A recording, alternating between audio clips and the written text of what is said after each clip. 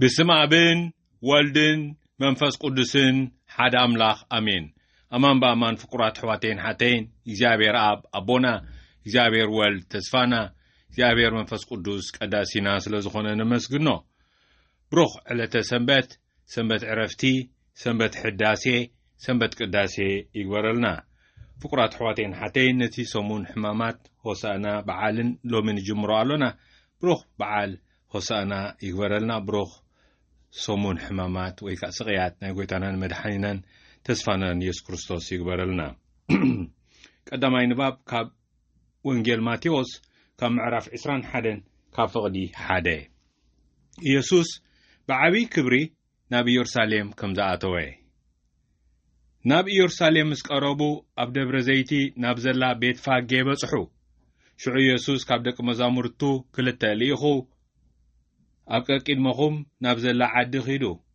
بابو بسرت أدقي مسعيلو ترغبو يخوم فتحكم كا أمسو لي زغانا سب حدا نگر انت بلوكم ويتا ايدو اليوم اللو بولو بوبو دماغ صدوم ايو بولوم إذا خلو زغانا خا اتي بنبي نيورساليم انهو نغسكي لواه أبا أدقين أبقلقل أدقين توتيحو نباقي مسألو بلوا استبهله من تخفصم ايو دق مزامرت دما خيدوم كمتي يسوس زاززوم غبرو نتا ادغين نتا عيلون امصولو كداونتم دما ابزبانن غزغزلو يسوس كا توطحن اتم حزبي بمولوم دما كداونتم امغدي انصفو كالوتون كابوام چنفر ناسلعو افت منغدي ينسنسو نبرو اتم ققيدمو زخدو تدحرو ونز سعبو حزبخا هوسانا نود داويد اتي بسم እግዚአብሔር ዝመጽእ ብሩኽ እዩ ሆሳና ኣብ አርያም እናበሉ ይጭርሑ ነበሩ ናብ ኢየሩሳሌም ምስኣተወ ኸዓ ብዘላታ ከተማ መን እዩ እዚ እናበለት ተናወፀት ቶም ህዝቢ ድማ እዚ ነቢይ ኢየሱስ በዓል ናዝሬት ናይ ገሊላ እዩ በሉ نايلوم مزمور كاب تنبيت إرمياس كاب معرف 5 كاب فقدي 4 ندخون بقال غيره مصننا عمنتي خفلتسي እግዚአብሔር አምላኽ ናይ ምሁራት ልሳን ሃበኒ ኣብ ተጽባሕ የንቀሐኒ ከም ተማሃራይ ምን ትሰምዕካ እዝነይ ከፈተለይ እግዚአብሔር አምላኽ ምን ትሰምዕ እዝነይ ከፈተለይ ኣነውን ኣያበኹን ኣድሓርሓርኩን ዝባነይ ንገረፍቲ ምዕጉርተይ ካ ንነጸይቲ ጸጉሪ ሃብኩ ክጸርፉንን ጥፍ ክብለይ ከለውን ገጸይ ኣይከወልኩን ልዕሊ እግዚአብሔር ስለዝረዳእኒ ብጸርፎም ተጓ ኣይወልኩን ንገጸይ ከም ዓረ ገበርኩዎ ከም ዘይሓፍር ካ እፈልጥ እየ ካልኣይ ንባብ ካብ መልእኽቲ ሐዋርያ ጳውሎስ ናብ ሰብ ፊልጵስዮስ ካብ ምዕራፍ 2 ካብ ፍቕዲ 5 ትሕትና ክርስቶስን ዕብየቱን ኣሕዋተይን ሓተይን እቲ ኣብ ክርስቶስ ኢየሱስ ዝነበረ ኣተሓሳስባ ኣባኻትኩም ይሃሉ ንሱ ብባህሪኡ ኣምላኽ እኳ እንተኾነ ነቲ ምስ ኣምላኽ ዝነበሮ ማዕርነት ኣይገድፍን ኢሉ ኣይተኸራኸረን እንተኾነ ሰብ ብምዃን መልክዕ ባርያ ብምውሳድ ብገዛእ ፈቓዱ ንርእሱ ድኻ ገበረ ንርእሱ ትሕት ብምባል ክሳዕ ሞት እረኳዳ ክሳዕ ኣብ መስቀል ሙማት ተኣዘዘ ስለዚውን ኣምላኽ ልዕሊ ኩሉ ልዕሊ ኣቦሎ ልዕሊ ኩሉ ስም ዝኾነ ስም ከዓ ሃቦ ስለዚ ንኽብሪ ስም ኢየሱስ ኣብ ምድርን ኣብ ሰማይን ኣብ ትሕቲ ምድርን ዘሎ ኩሉ ፍጥረት ብብርኩ ክንብርከኽ እዩ ንኽብሪ እግዚአብሔር ኣቦ ከዓ ኢየሱስ ክርስቶስ ጎይታ ከም ዝኾነ ብጋህዲ ክእመን እዩ እዚ ወንጌል ጎይታና እዩ بحق فقرات حواتين حتين زقساع جزنببنا نتي بعبي خبري نبي يرساليم أتوي خسانا زبر زلو بعالنا زري إيو كمي نيورساليم نو نغسكي لوه ኣብ ኣድግን ኣብ ገልገል ኣድግን ተወጢሑ ናባኺ ይመጽእ ኣሎ ዝተባህለ ምን ትኽፍጸም እዩ ይብለና ማቴዎስ ወንጌል ፍቁራት ኣሕዋተይን ሓተይን። ሆሳዕና ንወዲ ዳዊት እቲ ብስም እግዚኣብሔር ዝመጽእ ብሩኽ እዩ። ሆሳዕና ኣብ ኣርያም ፍቁራት ኣሕዋተይን ሓተይን። እቲ ህዝቢ ከዓ ዝረኣየ ኩሉ መን እዩ እዚ? ዓብ ሕቶ እዩ ፍቁራት ኣሕዋተይን ሓተይን። መን እዩ እዚ? ብዘላእታ ከተማ ከዓ መን እዩ እዚ እናበለት ተናወፀት ይብለና እቲ ወንጌል። እቶም ህዝቢ ድማ እዚ ነቢ ኢየሱስ በዓል ናዝሬት ናይ ገሊላ እዩ በሉ ይብለና ቀዳማይ ወንጌል ዘንበብናዮ ፍቁራት ኣሕዋተይን ሓተይን። ብሓቂ እቲ ነቢ ከዓ ነዚ ይገልጾ። እቲ ነቢ ከዓ እንሆ ማርከ ነቢ ኢሳያስ መዝሙር ዘመርናዮ እንሆ እግዚአብሔር አምላክ ምን ተሰምዕ እዝነይ ከፈተለይ አነ ወና አበኹን አይድሓርሓርኩን ዝባነይ ንገረፍቲ ነተዳሕራይ ዘጋጥም ማለት ምዕጉርተይ ከዓ ነፀይቲ ጸጉሪ ሃብኩ ይብል ክጸርፉንን ጥፍ ክብሉለይ እንከለው ገጸይ አይከወልኩን ልዑል እግዚአብሔር ስለዝረዳእኒ ብጸርፎም ተጓ አይበልኩን ይብል ንገጸይ ከም ዓረ ገበርክዎ ከም ዘይሓፍር ከዓ ይፈልጥ ይብል ፍቁራት ኣሕዋተይን ሓተይን። እዚ ከዓ መኒት ክርስቶስ ጎይታ ዳሕራይ ኣብቲ ዓብ ስቃዩን መስቀሉን ዘጋጥሞ ኢየሱስ እዩ።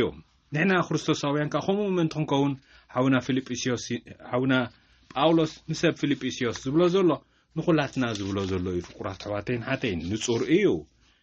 ባርከስ ፍቁራት ኣሕዋተይን ሓተይን እቲ ኣብ ክርስቶስ ኢየሱስ ዝነበረ ኣተሓሳስባ ኣባኻትኩም ኣባይ ኣባኻ ኣባኺ ይሃሉ ይብለና ሓውና ጳውሎስ። እንታይ ዓይነት ኣተሓሳስባ ይገልጾ እዩ? ንሱ ብባህሪኡ ኣምላኽ እኳ እንተኾነ ነቲ ምስ ኣምላኽ ዝነበሮ ማዕርነት ኣይገድፍን ኢሉ ኣይተኸራኸረን። እንታይ ደኣ እንተኾነ ሰብ ብምዃን ሰብ ኮይኑ እዩ። ሰብ ብምዃን መልክዕ ባርያ ብምውሳድ ብገዛእ ፍቓዱ ንርእሱ ድኻ ገበረ። ባርያ ድኻ ዝብሉ ቃላት ኣለዉ። ሰብ ባርያ ድኻ ሰለስተ እዩ ኾነ ንርእሱ ትሕት ብምባል ክሳዕ ሞት እረኳዳ ክሳዕ ኣብ መስቀል ሙማት ዘሕፍር ሞት ክሳዕ ሽዑ ተኣዘዘ። ስለዚ እውን ኣምላኽ ልዕሊ ኩሉ ልዕል ኣበሎ ነዚ ንጉስ እዚ ልዕሊ ኩሉ ስም ዝኾነ ስም ከኣሃቦ። ስለዚ ንኽብሪ ስም ኢየሱስ ኣብ ሰማይን ኣብ ምድርን ኣብ ትሕቲ ምድርን ዘሎ ኩሉ ፍጥረት ብብርኩ ክንብርከኽ እዩ። ንኽብሪ እግዚኣብሔር ኣቦ ከዓ ኢየሱስ ክርስቶስ ጎይታ ከም ዝኾነ ብጋህዲ ክእመን እዩ ይብለና። ኣማን ብኣማን ፍቁራት ኣሕዋተይን ሓተይን ካብ ዝቐፂሉ ህዲ ኢለ ነቲ ናይ ሎሚ ሕማም ንሰሙን ሕማማት ተዋሂቡና ዘሎ ንባብ ካብ ወንጌል ማቴዎስ ካብ ምዕራፍ 26 ክሳዕ ምዕራፍ 27 ፍቕዲ 66 ዘሎ ህዲ ኢለ ከምብበልኩም እየ። ኣብ እስተንትነኹም ከዓ እናተመላለስኩም ክሰምዕዎ ትኽእሉ ኣብ ጸሎትኩም። ጸሎታዊ ንባብ ናይዚ ማቴዎስ ወንጌል ምዕራፍ 26 ፍቕዲ 14 ክሳዕ ማቴዎስ ወንጌል ምዕራፍ 27 ፍቕዲ 66 ክገብር እየ። ካብ ወንጌል ማቴዎስ ካብ ምዕራፍ 26 ካብ ፍቕዲ 14 ሽዑ እቲ ይሁዳ ኣስቆሮታዊ ዝተባህለ ሓደ ካብቶም 12 ናብ ሊቀ ካህናት ከይዱ ኣነ ንኢየሱስ ኣሕሊፈ ክህበኩምሲ እንታይ ትውኒ በሎም። ንሳቶም ከዓ 30 ቅርሺ ብሩር ሃብዎ። ካብኡ ሒዙ ኣሕሊፉ ክህቦ ምቹእ ግዜ ይደሊ ነበረ። በታ ቀዳመይቲ መዓልቲ በዓል ቅጫ እቶም ደቂ መዛሙርቱ ናብ ኢየሱስ ቀሪቦም ድራር ፋሲካ ክትበልዕሲ ኣበይ ከነዳልወልካ ትደሊ በልዎ። ንሱ ድማ ናብ ከተማ ኸድኩም ንእገለ መምህር ግዜይ ቀሪቡ እዩ እሞ ደቂ መዛሙርተይ ኣብ ቤትካ ክፍስግ እየ ይብላ ኣሎ። ምስ ደቂ መዛሙርተይ ኣብ ቤትካ ክፍስግ እየ ይብላ ኣሎ በልዎ በሎም። እቶም ደቂ መዛሙርቱ ድማ ኢየሱስ ከም ዝኣዘዞም ገበሩ። ድራር ፋሲካ እውን ኣዳለዉ። ምስ መሰየ ምስቶም 12 ደቂ መዛሙርቱ ኣብ ማኣዲ ተቐመጠ። ክበልዑ ከለዉ ከዓ ካባኻትኩም ሓደ ኣሕሊፉ ከም ዝህበኒ ብሓቂ እብለኩም ኣለኹ በሎም። ንሳቶም ከዓ ብዙሕ ጓሃዩ ነፍሲ ወከፎም እውን ጎይታይ ኣነ ደኾን እኸውን ክብልዎ ጀመሩ። ኢየሱስ መሊሱ እቲ ኢዱ ምሳይ ኣብ ጻሕሊ ዘጥልቕ ንሱ እዩ ኣሕሊፉ ዝህበኒ። ወዲ ሰብሲ ከምቲ ብዛዕቡ ዝተጻሕፈ ክኸይድ እዩ። ግናኸ እቲ ንወዲ ሰብ ኣሕሊፉ ዝህብ ሰብ ወይሉ እቲ ሰብ እትስ እንተዘይውለድ መሓሾ ነይሩ በሎም። እቲ ኣሕሊፉ ዝህቦ ይሁዳ ድማ መምህር ኣነ ደኾን እየ ኢሉ ሓተቶ። ኢየሱስ ከዓ ባዕልኻ እኳ ትብል ኣለኻ በሎ ክበልዑ ከለዉ ኢየሱስ እንጌራ አልዓለ አመስጊኑ ቆሪሱ ነቶም ደቂ መዛሙርቱ እዚ ስጋይ እዩ እንኩ ብልዑ እናበለ ሃቦም ንጽዋዕ አልዒሉ ድማ አመስጊኑ እዚ ምንት ብዙሓት ንሕድገት ሓጢአት ዝፈስስ ዘሎ ንሓድሽ ኪዳን ደመይ እዩ እሞ ካብዚ ኩልኹም ስተዩ እናበለ ሃቦም ድሕሪ ሕጂ ክሳዕታ መዓልቲትያ ኣብታ መንግስቲ ኣቦይ ምሳኻትኩም ኣሓዲስ ክሳዕ ዝሰትዮ ካብዚ ፍረ ወይኒ እዚ ከም ዘይሰቲ እብለኩም ኣለኹ ድማ በሎም መዝሙር ምስጋና ምስ ዘመሩ ከዓ ናብ ደብረ ዘይቲ ደየቡ ሽዑ ኢየሱስ ነቲ ጓሳ ክቐትሎ እየ እተን መጓሰ ኣባጊዕ ድማ ፋሕ ክብላ እየን ዝበሎ ዝብል ጽሑፍ ተጻሒፉ ኣሎ እሞ በዛ ለይቲ እዚኣ ኩላትኩም ክትክሕዱኒ ኢኹም ምስተንሳእኩ ግና ናብ ገሊላ ክቕድመኩም እየ በሎም ጴጥሮስ ከዓ ኩላቶም እኳ እንተኸሓዱኻ ኣነስ ከቶ ኣይክሕደካን ኢሉ መለሰሉ ኢየሱስ ከዓ በዛ ለይቲ እዚኣ ደርሆ ኸይነቀወ 3 ሰዕ ከም እትኽሕደኒ ብሓቂ እብለካ ኣለኹ በሎ ጴጥሮስ ድማ ምሳኻ ደኣ መውት እምበር ከቶ ኣይክሕደካን እየ በሎ እቶም ካልኦት ደቂ መዛሙርቲ ድማ ኩላቶም ከምኡ በሉ ድሕርዚ ኢየሱስ ምሳታኣቶም ናብ ጌተሰማኔ ናብ እትበሃል ቦታ ኸደ ንደቂ መዛሙርቱ ድማ ናብቲ ኸይደ ክሳዕ ዝጽሊ ኣብዚ ተቐመጡ በሎም ንጴጥሮስን ንኽልቲኦም ደቂ ዘብዴዎስን ምስኡ ተማሊኡ ከዓ ክጉህን ክትክዝን ጀመረ ሽዑ ብጓሂ ክሳዕ ሞት በፂሐ ኣለኹ እሞ ኣብዚ ጽንሑ ምሳይ እውን ንቕሑ በሎም ቁሩብ ርሕቕ ኢሉ ብገጹ ተደፊኡ ጸለየ ወኣቦይ እዚ ዝከኣል እንተኾይኑስ እዛ ናይ መከራ ጽዋዕ እዚኣ ኻባይ ትሕለፍ እንተኾነ ከም ፍቓድካ ደኣ ይኹን እምበር ከም ፍቓደይ ኣይኹን እውን በለ ናብ ደቂ መዛሙርቱ ምስ ተመልሰ ከዓ ደቂሶም ረኸቦም እሞ ንጴጥሮስ ክሳዕ ክንዲዚ ዶ ሓንቲ ሰዓት እኳ ምሳይ ምንቃሕ ኣይከኣልኩምን እምበር ናብ ፈተና ከይተኣትውስ ንቑሑን ጸልዩን መንፈስ ድልው እዩ ስጋ ግና ድኹም እዩ በሎ ካልኣይ ግዜ ከዓ ኸይዱ ወኣቦይ እዛ ጽዋዕ እዚኣ ከይሰተኽዋ ክትሓልፍ ዘይከኣል እንተኾይኑስ ፍቓድካ ይኹን እናበለ ከም ብሓድሽ ጸለየ ከም እንደገና ተመሊሱ ከዓ ኣዒንቶም ብዓዚዘን ስለ ዝነበራ ደቂሶም ረኸቦም ሓዲግዎም ከም ብሓድሽ ከይዱ እውን ከም ተቐደም ኢልዎ ዝነበረ ቃል ሳልሳይ ግዜ ጸለየ ሽዑ ናብቶም ደቂ መዛሙርቱ ተመሊሱ ሕጂ እውን ገና ደቂስኩምን ኣዕሪፍኩምን ኣለኹም እምበኣር እቲ ንወዲ ሰብ ናብ ኢድ ሓጣን ኣሕሊፎም ዝህብዎ እዋን በፂሑ እዩ ተንስኡ ንኸይድ እቲ ኣሕሊፉ ዝህበኒ እንሆ ቀሪቡ ኣሎ በሎም ገና እዚ ክዛረብ እንከሎ እንሆ ይሁዳ ሓደ ካብቶም 12 መጸ ምስኡ ድማ ብሊቀ ካህናትን ሽማግለታት ህዝብን ዝተላእኩ ኣስያፍን ኣባትርን ዝሓዙ ብዙሓት ሰባት መጹ እቲ ኣሕሊፉ ዝህቦ ከዓ እቲ ኣነ ዝስዕሞ ንሱ እዩ እሞ ሓዝዎ በሎም ኢሉ ምልክት ሂብዎም ነበረ ብኡኡ ናብ ኢየሱስ ቀሪቡ ድማ ሰላም መምህር ኢሉ ሰዓሞ ኢየሱስ ከዓ ዓርከይ ዘምጻእካ ግበር በሎ ሽዑ ቀሪቦም ንኢየሱስ ሓዝዎ እንሆ ካብቶም ምስ ኢየሱስ ዝነበሩ ሓደ ሰይፉ መልሐ እሞ ነቲ ጊልያ ሊቀ ካህናት ወቕዖ እዝኑ እውን ቆረጾ ሽዑ ኢየሱስ ሰይፊ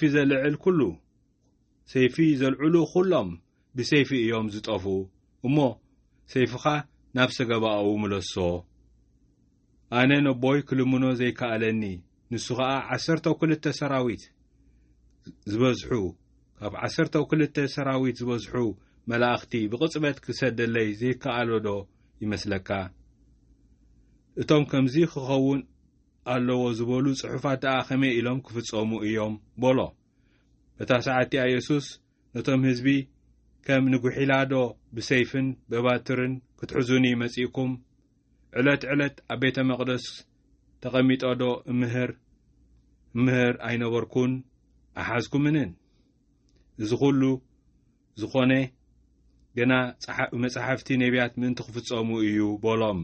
ሽዑ ደቂ መዛሙርቲ ኩሎም ሓዲጎምዎ ሃደሙ። እቶም ንኢየሱስ ዝሓዝዎ ከዓ ናብቲ መምህራን ሕግን ሽማግለታትን ተኣኪቦምሉ ዝነበሩ ናብ እንዳ ቅያፋ ሊቀ ካህናት ወሰድዎ። ጴጥሮስ ግና ክሳዕ እታ ቀጽሪ ገዛ ሊቀ ካህናት ብርሑቕ ሰዓቦ። መወዳእቱ ምእንቲ ክርኢ እውን ናብ ውሽጢ ኣትዩ ምስቶም ገላዉ ተቐመጠ። ሊቀ ካህናትን ብዘሎ እቲ ዋዕላን ከዓ ንኢየሱስ ምእንቲ ክቐትልዎ ምስክር ሓሶት ይደልዩ ነበሩ። እንተኾነ ብዙሓት ሓሰውቲ መሰኻኽር እኳ እንተቐረቡ ሓንቲ ኣይረኸቡን። ድሓር ግና ክልተ ቀሪቦም እዚ ሰብ እዚ ንቤተ መቕደስ ኣምላኽ ኣፍሪሴ ብ3 መዓልቲ ካንጾ እኽእል እየ ኢሉ ተዛሪቡ በሉ። እቲ ሊቀ ካህናት ከዓ ተንስኡ ነዚ እዚኣቶም ኣብ ልዕለኻ ዝምስክርዎ ዘለውስ እኳዶ ገለ ኣይትምልሰሉን ኢኻ በሎ። ኢየሱስ ግና ኣይመለሰሉን። እቲ ሊቀ ካህናት ከዓ ንስኻ እቲ ክርስቶስ ወዲ ኣምላኽ እንተኾንካስ ክትነግረና በቲ ህያው ኣምላኽ እምሕለካ ኣለኹ በሎ። ኢየሱስ ከዓ ንስኻ እኳ ትብል ኣለኻ፣ ድሕሪ ሕጂ ግና ወዲ ሰብ ኣብ የማን ሓይሊ እግዚኣብሔር ተቐሚጡ ብደመና ሰማይ ክመጽእ ከሎ ክትርእይዎ ኢኹም እብለኩም ኣለኹ በሎ። ድሕሪ እዚ እቲ ሊቀ ካህናት ክዳኑ እናቐደደ እንሆ ይጻረፍ ኣሎ፣ ጸርፉ እውን ትሰምዑ ኣለኹም። ደጊም ደኣ እንታይ ምስክር የድልየና? እንታይ ከይመስለኩም በለ። ንሳቶም ከዓ ሞት ይግብኦ ኢሎም መለሱሉ። ሽዑ ኣብ ገጹ ጡፍ በለሉ። ገሊኦም ድማ ወቕዕዎ፣ ኦ መሲሕ መን እዩ ዝወቕዓካ? እስከ ተነበየልና እናበሉ ከዓ ይጸፍዕዎ ነበሩ። ጴጥሮስ ኣብ ግዳም ኣብቲ ቀጽሪ ተቐሚጡ ከሎ ሓንቲ ገረድ ንስኻ እውን ምስቲ ኢየሱስ ገሊላዊ ነርካ ኢኻ እናበለት ናብኡ ቀረበት። ንሱ ከዓ እዚ ትብልዮ ዘለኺ ኣይፈልጦን እየ እናበለ ኣብ ቅድሚ ኩሎም ከሓደ። ናብ ዓንቀጽ ምስ ወፀ ከዓ ሓንቲ ካልእ ገረድ ረኣየቶ። ኣብኡ ንዝነብሩ ድማ እዚ ምስ ኢየሱስ ናዝራዊ ነይሩ እዩ በለቶም። ንሱ ከዓ ነዚ ሰብ እዚ ኣይፈልጦን እየ ኢሉ ከም ብሓድሽ ከሓደ መሓለውን። ድሕሪ ቁሩብ ግዜ ድማ እቶም ደው ኢሎም ዝነበሩ ንጴጥሮስ ንስኻ ብሓቂ ካብኣቶም ኢኻ ዘረባኻ እውን የፍልጠካ ኣሎ በልዎ። ሽዑ ንሱ ነቲ ሰብ እቲ ኣይፈልጦን እየ ኢሉ ክምሕልን ንባዕሉ ክረግምን ጀመረ። ብኡኡ ከዓ ደርሆ ነቀወ። ጴጥሮስ ድማ ነቲ ኢየሱስ ደርሆ ከይነቀወ 3,000 ክትክሕደኒ ኢኻ ዝበሎ ቃል ዘከረ። ናብ ደገ ኸይዱ እውን ኣምሪሩ በኸየ። ምስ ወግሐ ኩሎም ሊቀ ካህናትን ሽማግለታትን ህዝብን ንኢየሱስ ክቐትልዎ ተማኸሩ። ኣሲሮም ወሰድዎ እሞ ንጲላጦስ ነቲ ገዛኢ ኣሕሊፎም ሃብዎ። ሽዑ እቲ ዘተሓዞ ይሁዳ ንኢየሱስ ተፈሪድዎ ምስ ረኣየ ተጣዒሱ ንጹህ ሰብ ንሞት ኣሕሊፈ ብምሃበይ በዲለ እናበለ ነቲ 30 ቅርሺ ብሩር ናብ ሊቀ ካህናትን ሽማግለታት ህዝብን መለሶ። ንሳቶም ግና ንሕና እሞ እንታይ ገዲሱና? ባዕልኻ ትፈልጥ በልዎ። ንሱ ከዓ ነቲ 30 ቅርሺ ብሩር ናብ ቤተ መቕደስ ደርቢይዎ ወፀ። ከይዱ እውን ተሓንቀ። እቶም ሊቀ ካህናት ግና ነቲ ገንዘብ ወሲዶም ወሰድዎ። ዋጋ ደም ስለ ዝኾነ ኣብ መቐበሊ ምጽዋት ከነእትዎ ኣይግባእን እዩ በሉ። ተማኺሮም ከዓ ብኡ ንመቃብር ኣጋይሽ ዝኸውን ግራት ሰራሕ መሬት ዓደጉሉ። ስለዚ እታ ግራት እቲኣ ክሳዕ ሎሚ ግራት ደም ተባሂላ ኣላ። እቲ ብነቢ ኤርምያስ ነቲ ደቂ እስራኤል ዋግኡ ዝገምገምሉ ዋጋ እቲ ክቡር 30 ቅርሺ ብሩር ወሰዱ። ከምቲ እግዚኣብሔር ዝኣዘዘኒ እውን ንግራት ሰራሕ መሬት ሃብዎ ኢሉ ዝተነገረ ቃል ተፈጸመ። ኢየሱስ ኣብ ቅድሚ ትገዛኢ ቆመ። ትገዛኢ ድማ ንስኻ ዶ ንጉስ ኣይሁድ ኢኻ ኢሉ ሓተቶ። ኢየሱስ ከዓ ንስኻ እኳ ባዕልኻ ትብል ኣለኻ በሎ። ሊቀ ካህናትን ሽማግለታት ህዝብን ክኸስዎ ከለዉ ድማ ሓንቲ እኳ ኣይመለሰን። ሽዑ ጲላጦስ ብክንደይ ነገራት ኣብ ልዕለኻ ዝምስክሩ ከም ዘለዉ ዶ ኣይትሰምዕን ኢኻ በሎ። ኢየሱስ ግና እቲ ገዛኢ ኣዝዩ ክሳዕ ዝግረም ሓንቲ ቃል እኳ ኣይመለሰሉን። እቲ ገዛኢ ብበዓል ነቶም ህዝቢ ዝደለይዎ ሓደ እሱር ክፈትሓሎም ልማድ ስለዝነበሮ ልማድ ነበሮ። ባርባን ዝተባህለ ሓደ ውሩይ እሱር ድማ ነበሮም። ጲላጦስ ከዓ ንኢየሱስ ብቕንዓት ከም ዘተሓዝዎ ይፈልጥ ስለ ዝነበረ እቶም ህዝቢ ምስ ተኣከቡ ንመኖም ክፈትሓልኩም ትደልዩ? ንባርባንዶ ወይ ነዚ ክርስቶስ ዝበሃል ኢየሱስ በሎም። ኣብ መንበር ፍርዲ ተቐሚጡ ከሎ ድማ ሰበይቱ ሎሚ ለይቲ ብሕልሚ ብዛዕባኡ ብዙሕ ተሳቂየ እየ እሞ ኣብ ልዕሊ እቲ ጻድቕ ሓንቲ ከይትብድል ተጠንቀቕ ኢላ ለኣኸትሉ። ሊቀ ካህናትን ሽማግለታትን ግና ነቶም ህዝቢ ባርባን ይፈታሕ ኢየሱስ ግና ይቀተል ኢሎም ክልምኑ ህራይ ኣበልዎም። ሽዑ እቲ ገዛኢ ካብ ክልቲኦም ንመኖም ክፈትሓልኩም ትደልዩ ኢሉ ሓተቶም። ንሳቶም ድማ ንባርባን በልዎ። ጲላጦስ ከዓ ነቲ ክርስቶስ ዝተባህለ ኢየሱስ ደኣ እንታይ ክገብሮ እየ በሎም። ኩሎም ድማ ይሰቐል በሉ። ጲላጦስ እንታይ ክፉእ ገበረ በሎም። ንሳቶም ከዓ ይሰቐል እናበሉ ኣበርቲዖም ይጭድሩ ነበሩ። ስለዚ ጲላጦስ እዚ ነገር እዚ ናዕቢ ንምልዓል እንተዘይኮይኑስ ካልእ ገለ እኳ ከም ዘይጠቅም ምስ ረኣየ ማይ ወሲዱ ኣነ ካብ ደም ናይዚ ጻድቕ ሰብ እዚ ንጹህ እየ ባዕልኹም ትፈልጡ እናበለ ኣብ ቅድሚ እቲ ህዝቢ ኣእዳዉ ተሓጽበ። ኩላቶም እቶም ህዝቢ ከዓ ደሙ ኣብ ልዕለናን ኣብ ልዕሊ ደቅናን ይኹን እናበሉ መለሱሉ። ሽዑ ንባርባን ፈትሓሎም፣ ንኢየሱስ ግና ገሪፉ ክስቀል ሃቦም። ድሕሪዚ እቶም ወታደራት ጲላጦስ ንኢየሱስ ኣብ ቤተ መንግስቲ ወሲዶም ብዘሎ ነቲ ሰራዊት ኣብኡ ኣከብዎ። ክዳኑ ገፊፎም ከዓ ቀይሕ ባርኖስ ከደንዎ። ካብ እሾኽ ኣኽሊል ተቲዖም እውን ኣብ ርእሱ ደፍኡሉ።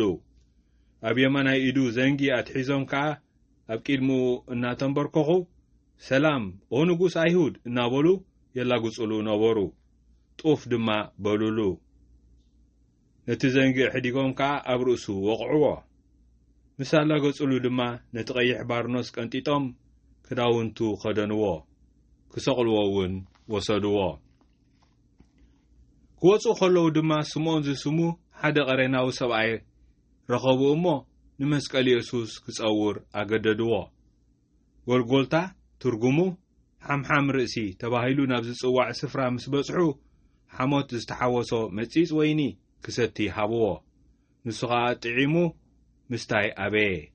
ምስ ሰቐልዎ ከዓ ነቲ ክዳውንቱ ዕጫ ኣውዲቖም ተማቐልዎ። ኣብኡ ተቐሚጦም ከዓ ይሕልውዎ ነበሩ። ኣብ ልዕሊ ርእሱ ድማ እዚ ኢየሱስ ንጉስ ኣይሁድ እዩ ዝብል ናይ ክሱ ጽሑፍ ኣንበሩሉ። ሽዑ ምስኡ ክልተ ጓሓሉ፣ ሓደ ብየማኑ ሓደ ድማ ብጸጋሙ ተሰቕሉ። እቶም ብጥቑ ዝሓልፉ ዝነበሩ ድማ ርእሶም እናነቕነቑ ኣታ ንቤተ መቕደስ ኣፍሪስካ ብ3 መዓልቲ እትሃንጽ እስከ ንርእስኻ ኣድሕን፣ ወዲ ኣምላኽ እንተዳ ኾንካስ እስከ ካብ መስቀል ውረድ እናበሉ ይጸርፍዎ ነበሩ። ካብኡ ድማ እቶም ሊቀ ካህናትን ምስ መምህራን ሕግን ሽማግለታትን ኮይኖም ንኻልኦት ኣድሓነ ንርእሱ ግና ኸድሕን ኣይከኣለን። ንሱ ንጉስ እስራኤል እንተዳ ኾይኑስ እስከ ሕጂ ካብ መስቀል ይውረድ፣ ንሕና ኸ ብኡ ክንኣምን። ንሱ ብኣምላኽ ተኣሚኑ እዩ ኣነ ወዲ ኣምላኽ እየ እውን ኢሉ እዩ እሞ ዘፍቅሮ እንተዳ ኾይኑስ እስከ ሕጂ የድሕኖ እናበሉ የላጉጽሉ ነበሩ። ካብኡ ከምኡ ኸዓ እቶም ምስኡ ዝተሰቕሉ ጓሓሉ የላጉጽሉ ነበሩ። እነሆ ካብ ፍርቂ መዓልቲ ጀሚሩ ክሳዕ ታስዒቲ ሰዓት ብዘሎ ምድሪ ጸልመተ። ብታስዒቲ ሰዓት ኣቢሉ ኢየሱስ ኤሎሄ ኤሎሄ ለማ ሰበቕታኒ እናበለ ብዓብዪ ድምፂ ጨርሐ። እዚ ኸዓ ኣምላኸይ ኣምላኸይ ንምንታይ ሓደካኒ ማለት እዩ። ገሊኦም ካብቶም ኣብኡ ቀይሞም ዝነበሩ ሰባት ነዚ ምስ ሰምዑ እዝስ ንኤልያስ እዩ ዝጽውዕ ዘሎ በሉ ሽዑ ሓደ ካብቶም ካባታቶም ጎዩ ሰፍነግ ወሲዱ ኣብ መጺጽ ኣሊኹ ኣብ ዘንጊ ኣሲሩ ኸስትዮ ኣቕረበሉ ገሊኦም ግና ሕደጎ ኤልያስ መጺኡ ዘድሕኖ እንተኾይኑ ክንርኢ እናበሉ ኢና በሉ ኤልያስ መጺኡ ዘድሕኖ እንተኾይኑ ክንርኢ ኢና በሉ ኢየሱስ ከም ብሓድሽ ብዓቢ ድምጺ ጨርሐ ነፍሱ ድማ ወጸት እንሆ መጋረጃ ቤተ መቕደስ ካብ ላዕሊ ክሳዕ ታሕቲ ኣብ ክልተ ተተርተረ ምድሪ አንቀጥቀጠት ኣኻውሕ ድማ ተጨዱ መቃብራት እውን ተኸፍቱ ሞይቶም ዝነበሩ ናይ ብዙሓት ቅዱሳት ሬሳታት ድማ ካብ ሞት ተንስኡ ድሕሪ ትንሣኤኡ ድማ ካብ መቃብራት ወሲዶም ድሕሪ ትንሣኤኡ ድማ ካብ መቃብራት ወፂኦም ናብታ ቅድስቲ ከተማ ኣተዉ ንብዙሓት እውን ተራእይዎም እቲ ሓለቓ ሚእትን እቶም ንኢየሱስ ክሕልው ምስኡ ዝነበሩን ከዓ ነቲ ምቅጥቃጥ ምድርን ነቲ ዝኾነ ነገራትን ርዮም እዝስ ብሓቂ ወዲ ኣምላኽ እዩ እናበሉ ኣዝዮም ፈርሁ ኣብኡ ከዓ ንኢየሱስ እናገልገላኦ ካብ ገሊላ ሒዘን ዝተኸተላኦ ብዙሓት ኣንስቲ ብርሑቕ ይዕዘባ ነበራ ካብኣተን እውን ማርያም መግደላዊት ማርያም ኣደ ያዕቆብን ዮሳን እታ እኖ ደቂ ዘብዴዎስን ነበራ ምስ መሰየ ግና ዮሴፍ ዝተባሃለ ሃብታም ሰብኣይ ካብ ኣርማትያስ መጸ ንሱ ከዓ ወዲ መዝሙር ኢየሱስ ነበረ ናብ ጲላጦስ ቀሪቡ ድማ ናይ ኢየሱስ ስጋ ለመነ ሽዑ ጲላጦስ ክህብዎ ኣዘዘ ዮሴፍ ድማ ነቲ ስጋ ወሲዱ ብጽሩይ በፍታ ገነዞ ኣብቲ ኣብ ከውሒ ዝተወቕሮ ናይ ባዕሉ ሓድሽ መቃብር እውን ኣንበሮ ሓደ ዓብዪ እምኒ አንኰርኪሩ ድማ ነቲ ኣፍ መቃብር ዓጺዎ ኸደ ኣብኡ ከዓ ማርያም መግደላዊትን ማርያም እታ ካልአይትን ኣብ መንጽሩ ተቐሚጠን ነበራ ንጽባሓይቱ ድሕሪታ መዓልቲ ምድላው ሊቀ ካህናትን ፈሪሳውያንን ተኣከቡ እሞ ናብ ጲላጦስ ከይዶም ጎይታና እቲ መስሓቲ ብሂወቱ ኸሎ ድሕሪ 3 መዓልቲ ክትንስእ እየ ከም ዝበለ ዘከርና ስለዚ ደቂ መዛሙርቱ መጺኦም ከይሰርቅዎ ንህዝቢ ከዓ ካብ ሙታት ተንሲኡ ኸይብሉ እሞ ካብ ቀዳማዩ እቲ ዳሕራዩ ዝገደደ ስሕተት ከይከውንሲ ክሳዕ ሳልሰይቲ መዓልቲ እቲ መቃብር ብጽኑዕ ክሕሎ ኣዝዝ በልዎ ጲላጦስ ከዓ ሓለውቲ ወሲዱ ከም እትፈልጥዎ ሓለውቲ ውሰዱ ከም እትፈልጥዎ ጌርኩም ከዓ ኺዱ ኣጽኒዕኩም ሓልውዎ በሎም ንሳቶም ድማ ኸይዶም ነቲ እምኒ ማሕተም ገበሩሉ ነቲ መቃብር ድማ ብወታደራት ኣጽኒዖም ሓለውዎ እዚ ወንጌል ጎይታና እዩ ብሓቂ ፍቁራት ኣሕዋቴን ሓቴን እዚ መገዲ መስቀል ፍኖተ መስቀል ናይ ጎይታናን መድሓኒናን ተስፋናን ኢየሱስ ክርስቶስ ማቴዎስ ወንጌል ከነስተንትኖ ህዲ ኢልና ክንሰምዖ ፍቁራት ኣሕዋቴን ሓቴን ብልብና ክንርኢ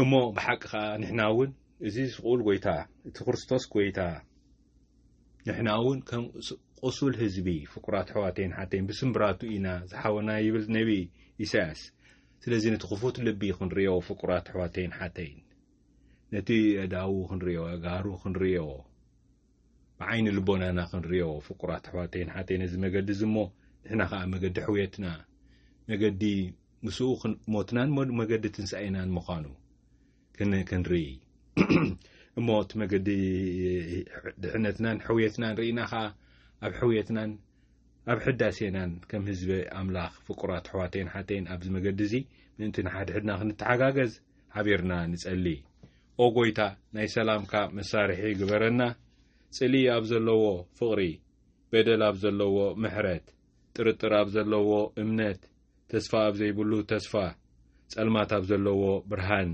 ሓዘን ኣብ ዘለዎ ባህታ ግፍዒ ኣብ ዘለዎ ፍትሒ ማእሰርቲ ኣብ ዘለዎ ፍትሓት ከም ንዘርእ ግበረና ኣሜን ስብሃት ናብን ወልድን መንፈስ ቅዱስን ይኹን ጥንቲ ከም ዝነበረ ሕጅን ወትሩን ንዘላለም ዓለምን ኣሜን